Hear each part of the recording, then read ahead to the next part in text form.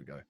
What is going on, guys? And welcome to episode 10 of the Listen Whilst You Step podcast. And today we're very lucky. We have a very special guest on. We have Chamier, who is a fully qualified nutritionist. And we're going to go through some very interesting topics, all to go over nutrition, like lots of different things. So we're going to talk about some pretty touchy topics as well, I think. Be interesting. But I'm going to leave it over to Kit to do a little bit of an introduction about himself. Welcome on, mate. Thanks for having me, Simon. Thanks for having me on. This is a good little show you're going to get going here. We get people moving. They can listen to us wherever they go. It's ideal. Yeah, exactly. All the steps. All the steps every day. So my name's Kit Chamier. I'm a registered sport and exercise nutritionist. I work in Jersey in a small clinic called Bond Street Health with some other registered practitioners. And we essentially sort people's food out. So whether it's for general health or sporting performance, you come in and you see us one-to-one in the clinic, and we work with you, change that lifestyle, get the habits in place, and get the results that you want. And it kind of all came about from uni, really. So I was doing an undergrad in sports coaching. So we covered all the topics like biomechanics, kinesiology, psychology, coaching, obviously, but also nutrition. And our nutrition lecturer at the time was the All Blacks nutritionist and the Crusaders nutritionist. So awesome. He was very cool to kind of be around, and I just kind of it resonated with me a bit, it kind of made me think, that would be quite cool to do. So then I came back to the UK and did a master's just in sport and exercise nutrition. And from there, it just kind of snowballed. So the usual route to go from that degree is to go into like an elite sport and go and work with a team. So go to like a premiership team, rugby or football or any sport really, or go and work with Olympic athletes. But because I wanted to come back to Jersey, that limited my opportunities there. But it also, so you're the elite of Jersey, aren't you? I don't know about that. So I ended up just kind of setting up practice where it was obviously helping all the local athletes and local people with general health, and realizing that there wasn't actually anyone else in private practice who was registered. And so things have snowballed, and here we are 7 years later, doing podcasts and still practicing, and now in a kind of nutrition specific clinic. So it's been a pretty fun few years, I have to say. Yeah, for sure. Things are just like blossom big time. I remember when you first started things out, I think my mate Johnny went to see you, and like you didn't really have that many clients, and now you've got your own practice and lots of people around you and things like that. It's super cool to see. So let's just kind of jump into the first sort of thing. I want to kind of touch on something which is going to be mainly based around the kind of my clientele listening to this. Most of the listeners, it's going to be people who the main kind of goal is kind of body composition, dropping a little bit of body fat, gaining a little bit of muscle. And what would be the sort of processes if someone came into you with those goals you would go through? Where would you start, and then where would you go from there with that? Yeah, it's a good question. Obviously, one you want to get right from the beginning, particularly if you're combining it with exercise. Mm-hmm. So the best, the most obvious thing and free thing you can do without even coming in to see us is actually to start tracking your food. And that might be as simple as like a descriptive food diary where you just jot down what you're having without even worrying about kind of grams and weighing everything. But obviously the more detail you have, the more you can progress that and extend that to get the results you need. So keeping a food diary is absolutely like one of the best, easiest things someone can do.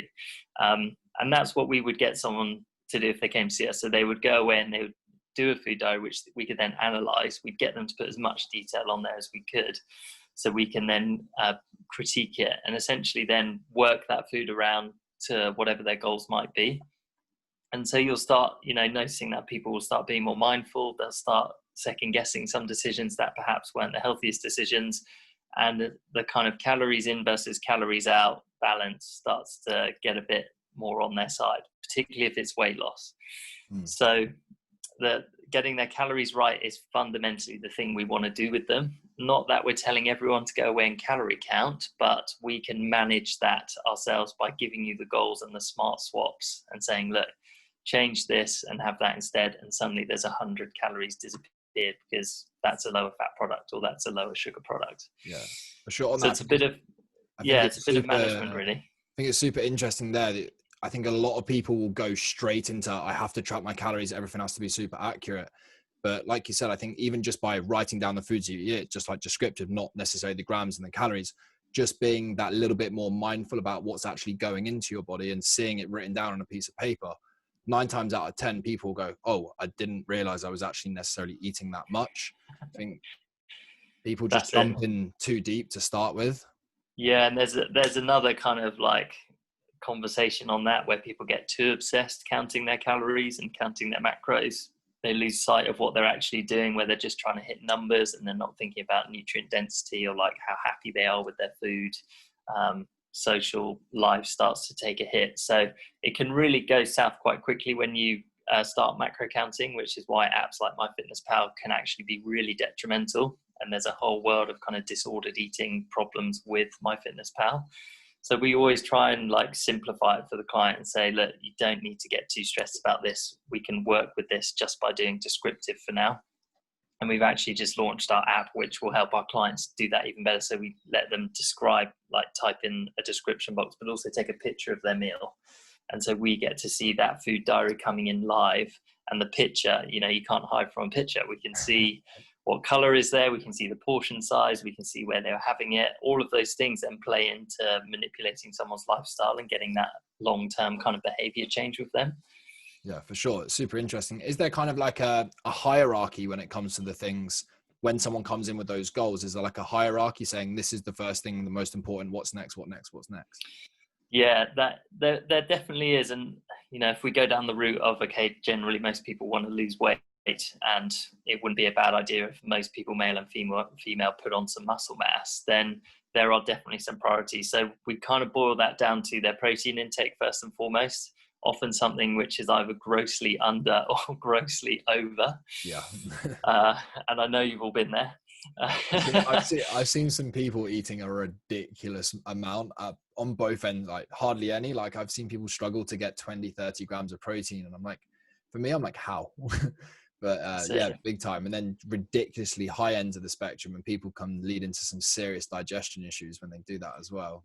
Yeah, totally. And obviously taking up your caloric intake with all that protein just means there's detriment to your carbohydrates and your fat intake. So it's not just like protein is the mecca macro. It's actually that you do need to get a blend of them all properly. So we'll manage protein intake, and we'll go with the grams per kilo somewhere between 1 and like 2.5, but we typically don't put anyone much higher than that, because it usually then impacts their calories and their carb needs, for example. But getting that right, showing them the type of sources that would be preferable, making sure that they know that there is still a wide range, even though it's still a limited list, there's still a wide range of options, and it doesn't have to be chicken, rice and broccoli all the time. So, you know, showing them all the fish options, looking at whether they might need a whey protein powder or not, looking at eggs and dairy, and all the other variants of the white meat, you know, chicken, turkey, chicken sausages. There is actually a lot for people to go for, but I think people do often get stuck, particularly with protein, and they just kind of get it in their head that is what they're comfortable with, so they'll repeat. Mm-hmm. But long term, obviously, you want to have, you know, as much scope as you can with the options. So definitely protein intake. And if there was one thing that I would then get people to start tracking, it would be their protein. So trying to get them familiar with the grams in certain portions and saying, look, try and get this at breakfast, lunch and dinner. If you need a full snack to hit your number, that, you know, make it protein based. So it does work kind of prioritizing that. And then we'd move on to carbohydrates. So the world of carbohydrates, where do we start? So really it's about the amount, first of all, right? So making sure that they're not having too much, but also not having too little, because people can go chronically low and then run into problems with energy availability, with low immune systems, with poor performance in the gym and turning up for exercise. So we make sure they're having enough, and then obviously make sure that they're not getting having too much. So it's carb cycling, and it's got loads of different names, you know, low carb, high carb. We cycle someone's carbohydrates. So we manipulate it through the week, generally depending on what they're doing. So I assume, well, you're very familiar with this, you know, you'll load up before your training if you feel like it's going to be a heavy session. I think I've seen your Rice Krispie squares and cereal, and that's like your routine of getting your carbs in. So that's what we essentially do with that. And then we'll just try and, you know, remind them that fruit and vegetables are carbohydrate as well. And I think a lot of people forget that. Yeah, for sure. I think like the fruits and veg is one that I definitely like my clients to track, because people like, it sounds so cliche. My mum used to tell me to eat 5 a day, but I think everyone forgets it, especially now day and age where it's like, oh, I had steak and chips, I had this and that. People go, oh, not steak, chips and veg. Like, people forget the veg. And I think just by doing that, it all comes back to that consistency and that adherence. And I think just by even think about food volume and getting more fruits and vegetables in, you automatically feel a hell of a lot fuller, which then helps with your consistency. And consistency is what gets you results at the end of the day. Yeah, absolutely. And it's the 5 a day is a funny one, because people think 5 is the target, but actually it's 5 minimum. So I'm actually pushing people to go 5 to 10 portions a day. And when that sinks in for people, they realize, like, gosh, no, I really do need to eat more than I was, or than I think I was. But that's really where the nutrient density is as well. So vitamins and minerals, fiber, the water, that's all in that colorful fruit and veg. And when you do simplify it to the kind of chicken, broccoli and rice, you're really limiting yourself to options there. So you're going to run into problems with deficiencies. You're probably going to get ill a bit more. You're going to get run down. You're not going to sleep as well, and you're not going to recover as quickly. So it might seem boring, and as you say, we've all had it drilled into us since we were young. Eat your veg, eat your fruit. And so it's still a thing. It's still a thing, and I'm still telling loads of adults to do that. Yeah, I can imagine. Have you got any like good like top tips on people who do struggle to get that in? Yeah, I think start at breakfast is the best thing you can do. So don't save it. A lot of people save it for dinner, where most of their veg intake is. But if you think, okay, you've got your opportunity at breakfast and at lunch and possibly then a snack, that's why you can start hitting 10 portions a day. So if it's a cooked breakfast, you can think about what vegetables go in easily into the morning time. So if it's egg-based, you can look at using spinach, pepper, corn, peas, broccoli, even mushrooms, tomato. That all is fairly normal to be in a breakfast.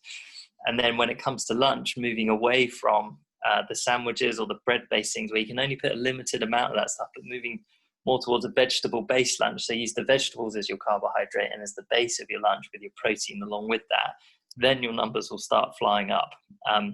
Appreciate that takes a bit more effort, but actually if you are buying things in town now and in shops, there's a lot more options available in that department. So you can find vegetable-based things, and so that you can actually tick that box wherever you are.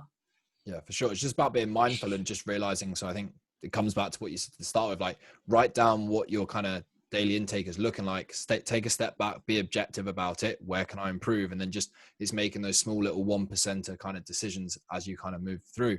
Moving kind of on from that, but still touching on it. What would you say is the kind of biggest difference between like someone who's pure general population, someone who's like an athlete, and then someone who is kind of mainly driving for body composition changes? What's the difference between their diets and what are the recommendations there? Yeah, good question. So there are some differences, but it's mainly around like nutrient timing. So when they're having stuff, and obviously the amounts. But fundamentally, they're going to be eating the same foods as each other. It's just that one group, the athlete group, are typically a bit more focused and a bit more dedicated. So then the results will come usually a bit quicker. But also they need to be a bit more dedicated, because they're stressing their body a lot more and they need that turnover to then get the results.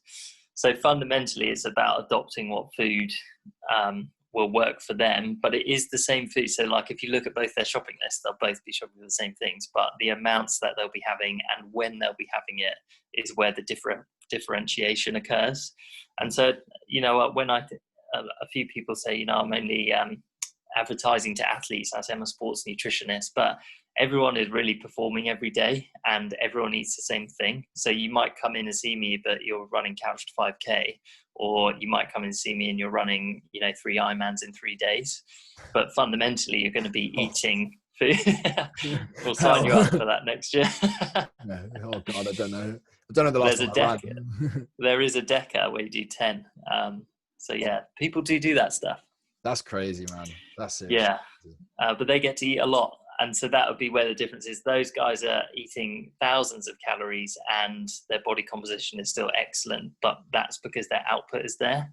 Mm-hmm. Whereas if we boil that back down to someone who's fairly sedentary, maybe just getting into a bit of movement, they need to much more carefully manage their calorie intake and what foods they're having, but it is still the same foods. Yeah, that margin for error is a lot smaller, isn't it, when your output's a lot lower? But yeah, it just comes down to quality over quantity, and then just looking at the quantities. How do you get people to gauge their quantities? So it can vary, really. We'll work with the individual depending on what will work for them. So some people walk in and they're like, I already weigh all my stuff and that's normal and I'm not fussed about it. So we let them carry on, and we obviously change their amounts if that needs to be done. Other people have no clue whatsoever. So you can start very basically by looking at how much fits on your plate.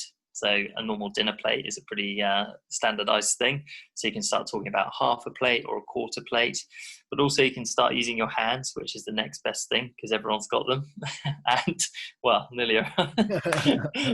But what you can do with those is you customize it. So if you're 6'6" and have a high energy output, it's highly likely your hands are going to be larger. So when you go for a portion of your hands, it's going to be larger than a portion of your friend who's 5'2" and doesn't do that much. So using your hands for those various portions, so normally say like a fist size of carbohydrates, when you close your fist like that, you can go with a palm size of protein and then trying to get it that thickness as well.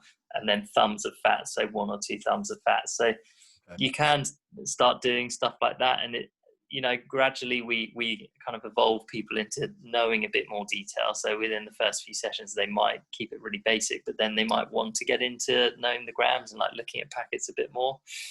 So yeah, we just kind of go with the natural development of that person and their education around it.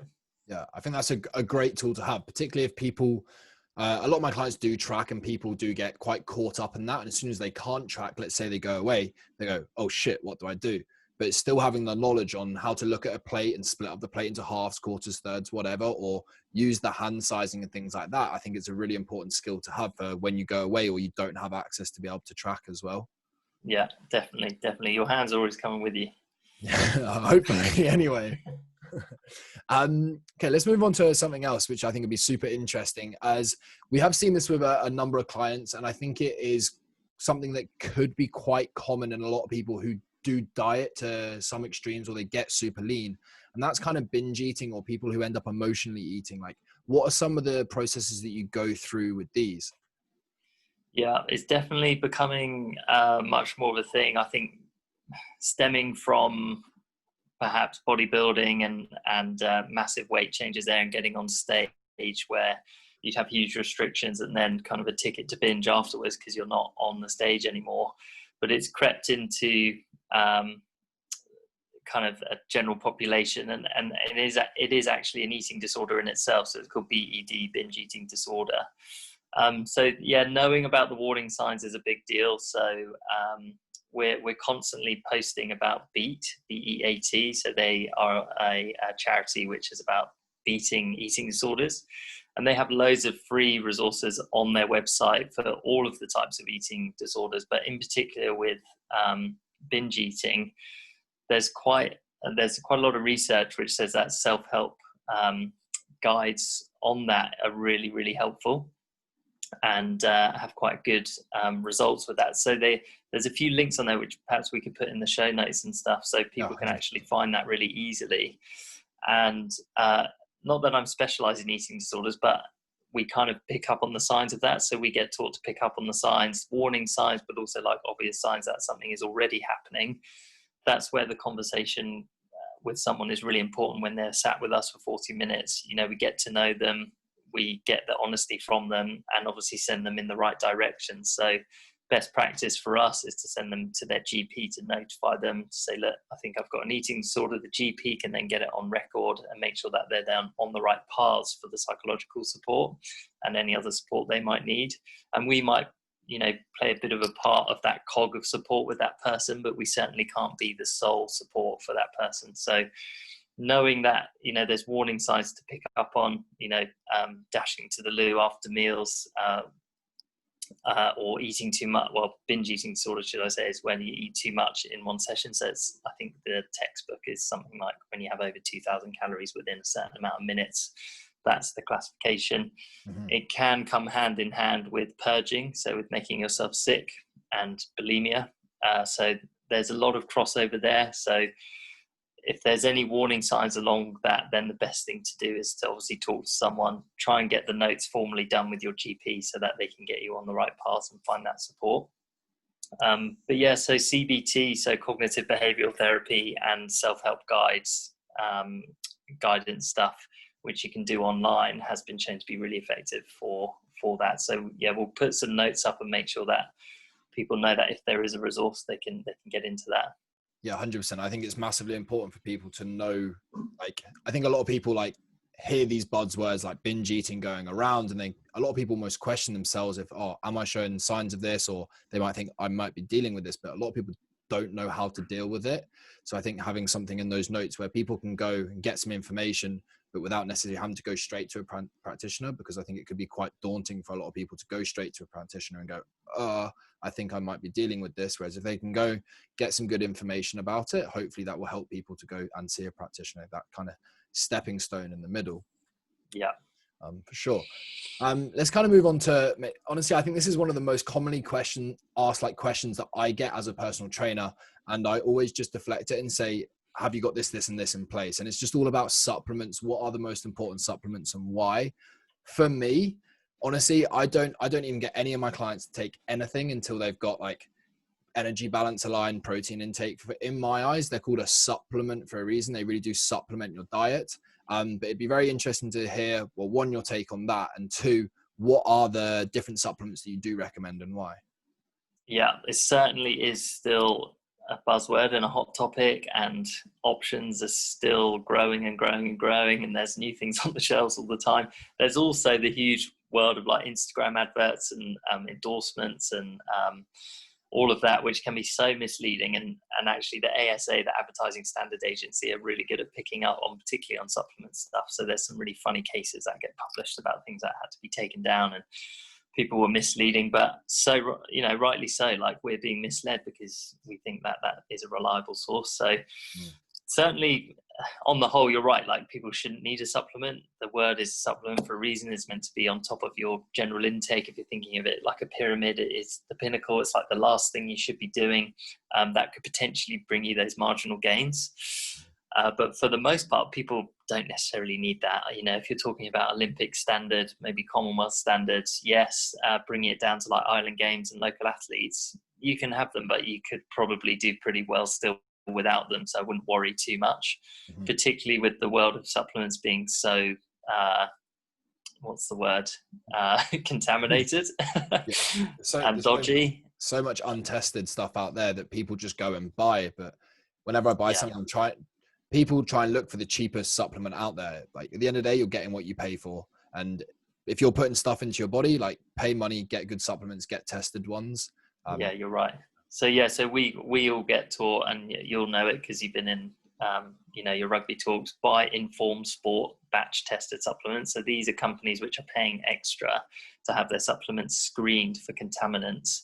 They then get the seal of approval, and then that's on the shelf. So it's a bit more reassuring when someone does that. Yeah, it might be a couple of quid more, but I mean, I'd definitely recommend that you do it because it's so easy for any old Joe to put something in a tub, slap a label on it and sell it. The supplement industry is not well regulated. So yeah, if you can buy quality ones, definitely do that first. And you can actually go on Informed Sport and see, you know, some companies have some of their products batch tested, but it's not all their products. And then there's other companies on there which will really surprise you, which have everything done. And then there's other huge companies and names that you will know that just don't have anything batch tested. So it can be a little bit dodgy depending on where you get it from. So yeah, that's the first thing, is do you really need them? And what do you need them for? So for general population, generally you're okay. But then when you get into the athlete world and you're pushing things a bit further, you want perhaps more turnover with your training, or you're training twice a day, or you're looking to recover faster, or you do want to hit the high levels of competition, then there are a handful. So you're probably really familiar with these, and hopefully you tell me you're in and around these kind of ideas. So the most obvious one is a protein powder. So whey protein in particular, with its high leucine content. You can obviously now get a whole host of protein powders. So you can get pea, you can get hemp, you can get soya. typically they're all going to do the same thing. They're going to give you a very easy lump of protein in a liquid form. That will give you 20 to 30 grams is usually what you're trying to aim for from one hit of that.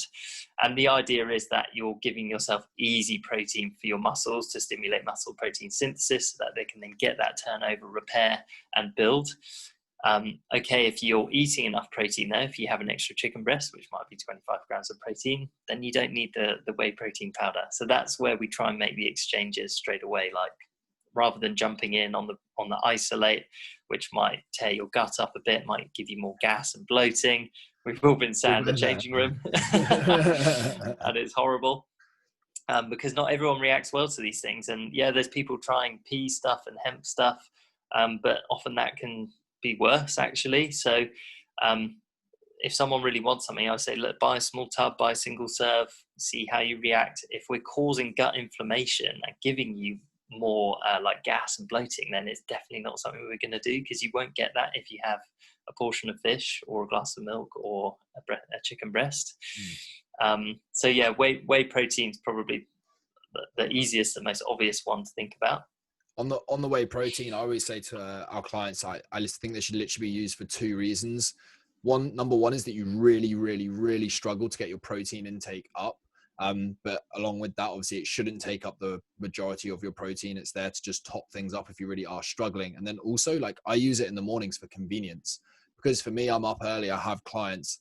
I don't necessarily want at 5 a.m. to make scrambled eggs or something like that. So I just have a shake then, but then I make sure I don't have 3 other shakes throughout the day. I'll just have it because it's convenient for me to have them, but I'm not having it post-workout as well, or something like that. So just to top things up and for convenience, that's the two main reasons that I like to use it. Yeah, I'd agree with that completely. The next one that comes with that quite closely is creatine. So creatine monohydrate in particular is the best compound you can get. And that's a white powder, very, very well researched, has loads of backing behind it to say that it works. So we have a bit of creatine in our body that we can kind of hyperdose ourselves. And usually it's a very small dose, 5 grams a day. Can be in the drink, can be in your protein powder, but you can have it as a standalone product. And that is really helpful. So have you had experience with that as well? Yeah, I love creatine. I've taken creatine for years. And one of the mistakes I made was getting kind of caught up in the whole loading it thing, and you just don't need to load it. I found when I load it, that's when I got lots of stomach issues and bloating and things like that. And it really didn't settle well with me. But as long as I stick to 5 grams a day, I'm absolutely fine. And I noticed a big difference when I first started taking. Obviously, as you kind of used to it, you don't necessarily feel the difference, but you definitely, there is obviously so much science behind it. But I 100% recommend creatine personally. I really, really do rate it, and it's really so nice and safe as well. Yeah, affordable, safe, easy to take, and generally people feel the results, which is quite nice with the product. To have that. So yeah, a really good one. And again, just try and find a good quality product with it if you are going to get involved with it. But with the caveat that you might put on 1 to 2 kilos of water weight. So bear that in mind if you are looking at the scales and watching that happen. But that will obviously go when you come off the creatine. So the next couple I've got on the list as kind of performance supplements would be caffeine. Really nice and easy, and again, massively researched. It's got years and years of evidence base behind it to say that it works. And it works in a few ways. So it obviously makes you more alert, it switches you on, but it also agitates your muscle fibers and causes and dampens the pain signals from your muscles to your brain. So particularly in lifting, it's obviously used as quite a good pre-workout, but also in endurance sport and kind of multi-stage events. You can use creatine quite effectively for all those reasons. So you probably get it in your pre-workout. Do you drink caffeine drinks? Yeah, I do. So I kind of cycle mine because I'm so sensitive to caffeine. If I overdo it, my sleep quality just drops off massively. So as I go through my block of training, I'll start with like non-stim pre-workouts because I know we're going to get into beta alanine and things. Then as I get further through, training gets harder and more intense, I will introduce kind of some energy drinks or kind of pre-workouts and things like that. But I have to be quite sensible with mine because I am so sensitive to it. But when you do take it, especially if you do that, when you do take it, you notice such a big effect from it as well, because you do build up a tolerance to it as well. But yeah, everyone loves caffeine. Yeah, you got to love it. It is sleep though. That'll be one of the main things that gets impacted. So be aware of the time you're having it, preferably for the morning sessions or maybe early afternoon, but it's not worth it. I was trying to say it's not worth it if it's impacting your sleep, because your sleep should take priority there. So just bear that in mind. And also dosing is important as well. So I'm not sure how much is in your drinks, but you can do it on grams per kilo. So it's it'll be micrograms. So it'll be anywhere between 1 to 3 micrograms per kilo is standard dose. So if you want to shoot right in the middle there at 2 micrograms per kilo, you can then start looking at how much is in products and where you want to get that from. So we've got caffeine gum here in the clinic, which goes down a storm with people, 100 micrograms of gum. People are taking it pre-run, they're taking it on a run or like on their bike, a really nice, easy thing to have. But obviously, you can drink your caffeine. You can get it in powders. I've never heard of the caffeine gum. Being interesting. Yeah, it's a good product. It's a really good product. Yeah. I think that's interesting, people looking at the doses, because a lot of pre-workouts are kind of between 300 and 400 milligrams, which is crazy high. No wonder people are running into like 1, crashing after workouts, and 2, then not being able to sleep. And then it just ends up with that knock-on effect, especially if people are maybe having a coffee in the morning, 2 coffees or something like that. And then a pre-workout, like caffeine's got a rough half-life of 6 hours. So you can end up just going literally 24 hours. That caffeine's not even out your system. And then you're having more, and it's just a knock-on effect. Definitely. Yeah. I think everyone... So that's... Yeah, well, we obviously notice it more like if we overdose someone who's on a bike, for example, doing a triathlon, and they're wobbling on the handlebars. Like that's why we want to get the dose right, because we don't want them crashing. Do you ever cycle people completely off of caffeine? Yeah, definitely. So, we've had people who come in and they're having, 10 espressos a day and working too many hours and training too many hours as well. So there's a bit of like, okay, let's just take it down to a bit of a baseline level and see then how you react to more normal levels. But for kind of placebo effects as well, it's good when you take someone off it pre-event and then give it to them for the event as well. So the research is that you're still fine to have it all the time and it'll still work, but certainly that placebo effect of giving it to someone on the day of the event is really good. Yeah, I can imagine. What I found really effective with my own training is whenever I run a deload, that's when I just take any caffeine out. I go complete like cold turkey for a week, and my sleep quality obviously goes up a bit as well, which helps recovery even more. I've found that super, super effective. Are there any other supplements you would like to touch on?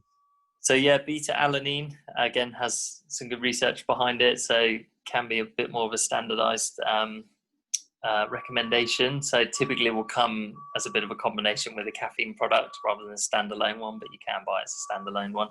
And again, just helps with the energy systems. yeah, it's horrible. Yeah, actually, we should talk about taste of all of these things. Yeah. You got to put up with a bit of stuff. This isn't all glamorous, kind of like super tasty stuff, but it does work, and that's what we like about it. It works and it's safe and well researched. So that's what fundamentally we want to get from a supplement. So yeah, beta-alanine will help with the energy systems. It's an amino acid, so helps with the breakdown of carnosine, and can therefore have that knock-on effect. So another quite useful one. And then I've just got some general health supplements as well, which we could talk about. So yeah, 100%. Omega-3 is the first. Mm-hmm. So again, pretty kind of easy to do, a blanket recommendation, 1 gram a day of high quality omega-3. So that's a polyunsaturated fatty acid, so it's anti-inflammatory. We get a bit of it in our food, particularly in our oily fish, but typically what we see is people aren't eating enough of that. So it's not odd to kind of standardize a recommendation for a supplement there. And it's usually the kind of 1 gram capsules there, which are like the size of a bean. I've taken omega-3 since I was literally like 5 years old. My parents had me take it because I don't like fish, so I just supplemented it for literally, well, I was like just over 20 years now. Literally every single day. Don't even think about it. That's incredible. Is it a capsule or is it like a spoon of it? I had the spoons when I was a kid, but now I've got the capsules because the spoons ones, some of them taste they are bad. It's fish oil, Yeah, exactly. It's great. You don't want to be chewing those capsules. But yeah, really useful one. And there are veggie and vegan alternatives now, so people can still get that fatty acid, but without having an animal product. So they are available.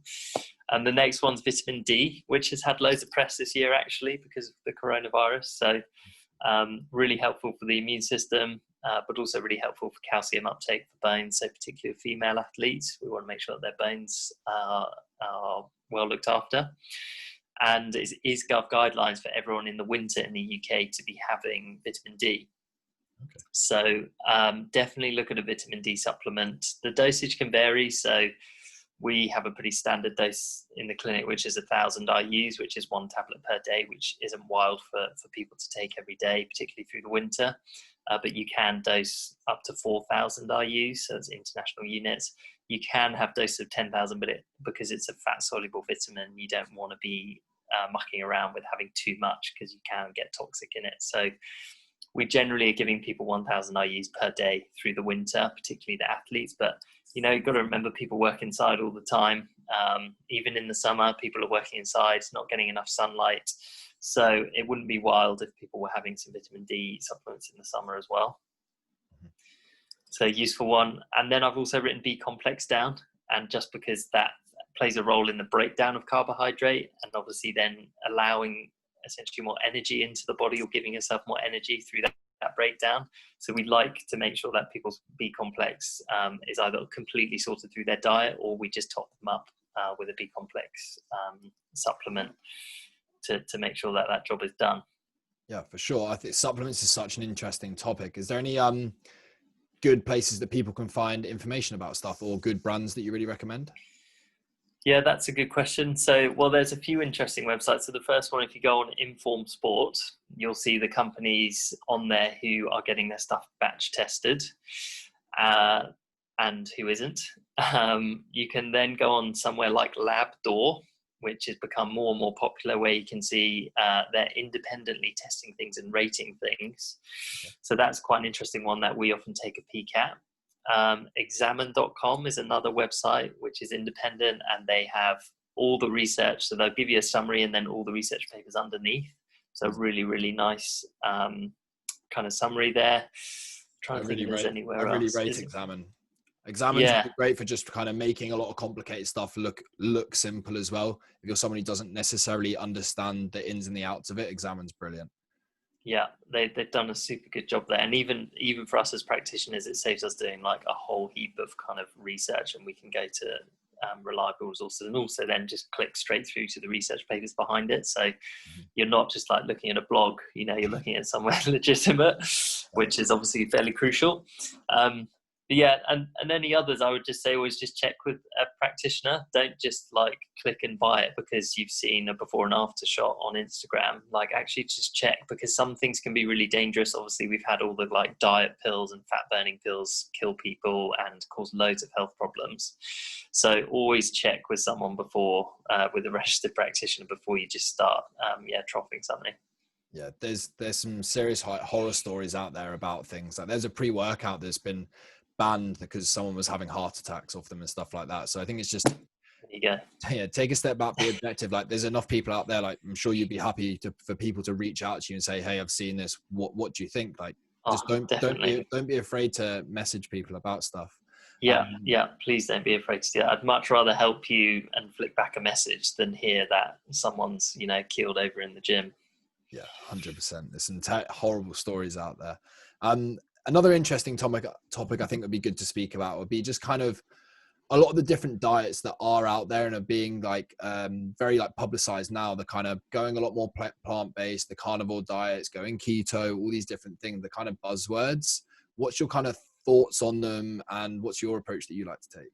That's a good question. Yeah, so we are constantly taking all this information in, and whatever the like general population are doing out there, whatever's hot on Instagram, whatever's flavor of the month, we've got to make sure we're critical about that, and we tear it down to see what the bare bones of it is.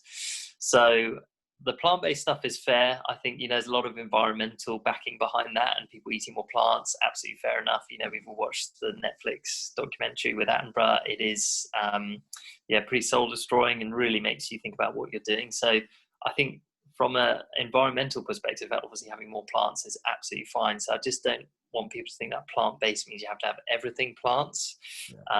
Obviously vegan is everything plants, and that is, again, absolutely fine to do, but you do start losing things nutritionally, and it becomes a lot harder work to achieve, say, your protein or your vitamin intake. So it's fine to do, but it does need some careful consideration.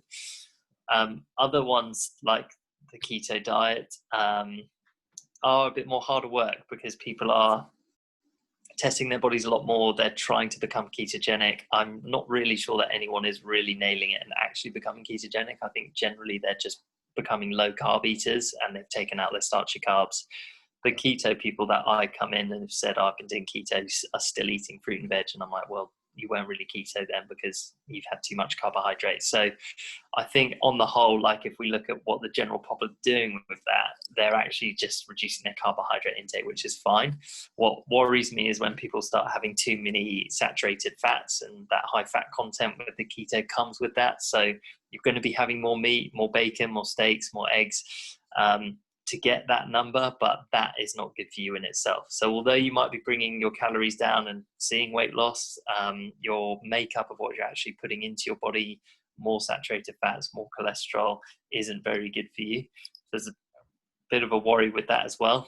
But of course, with all of these, it's like, what do you want to achieve? If it's weight loss and muscle gain, then you really don't need to overcomplicate it. And you can have, as I was saying, like the same shopping list as the guy next to you, but you might be having things in slightly different quantities and timings to get the goals that you need. So I just don't think it'll never go away. There's been diets, since the 1600s, and there's some quite hilarious ones, like eating a stomach, like a tapeworm, to like eat your calories for you. That's kind of where it all began.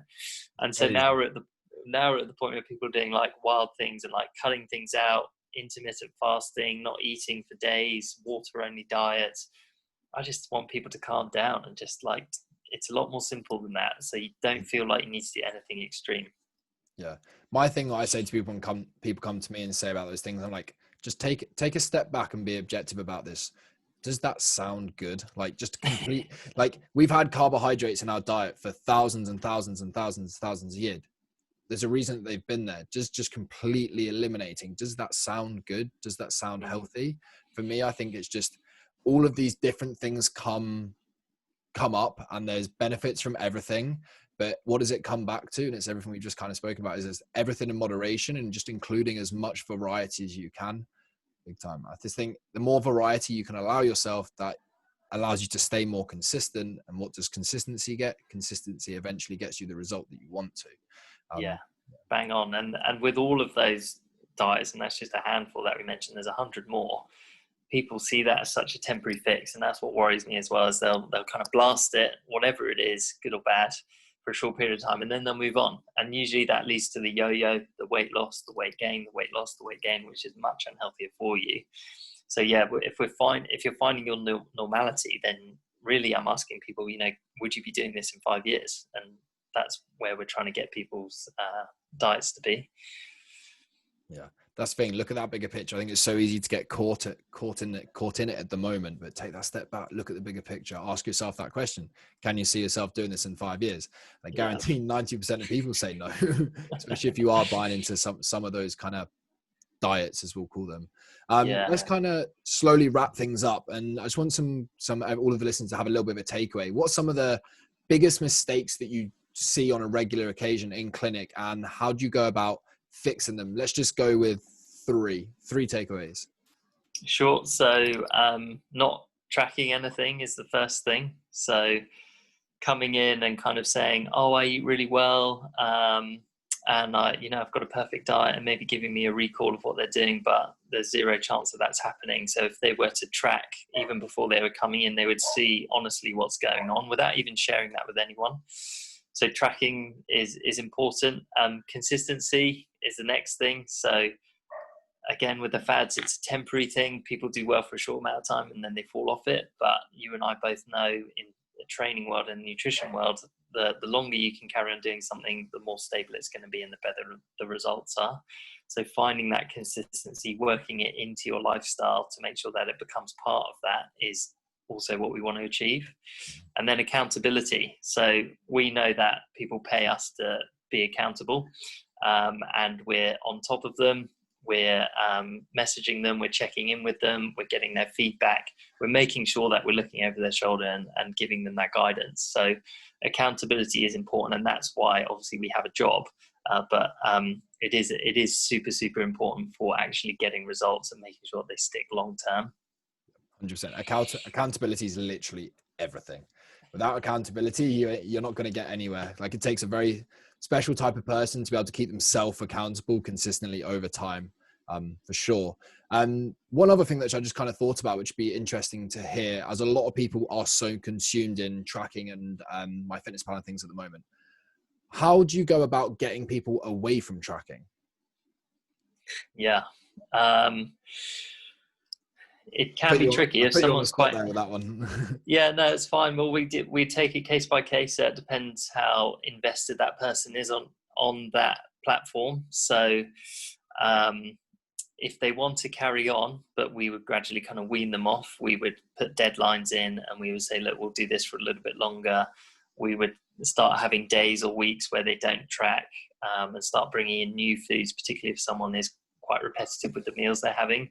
We would also offer the other options that they can do, which is like meal pictures or descriptions, which is a lot more low key and a lot less stress. But it's, if it's that disordered and someone actually has perhaps a diagnosable eating disorder, then it will take months, maybe years, for them to really move away from that. Unfortunately, with nutrition, the numbers can stick in someone's head. And even though they might not be tracking, they'll still be looking at their plate and looking at their packets and calculating everything up as they go anyway. So it's a very, very long-term process.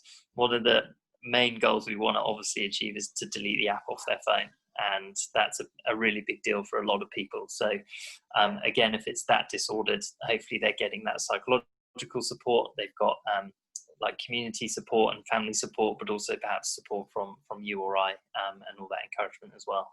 Yeah, for sure. I think it's a very interesting thing, because I think the further and further people get down we'll call it kind of like a rabbit hole. Some people can almost not know how to get back out of it. People start tracking and think, oh, that's it, I've got to track for the rest of my life. But there is a way out of it. And the long-term goal, I don't think, is to be tracking forever. It's Absolutely. To get out of this and be able to auto-regulate your nutrition. Definitely. And that's where we've got to ingrain it in someone so that they enjoy that food and they want to have that food, but they're not stressed about it. And they're also not stressed when it changes a bit, because they know they can, turn the dial when they need to. So yeah, absolutely. Sure.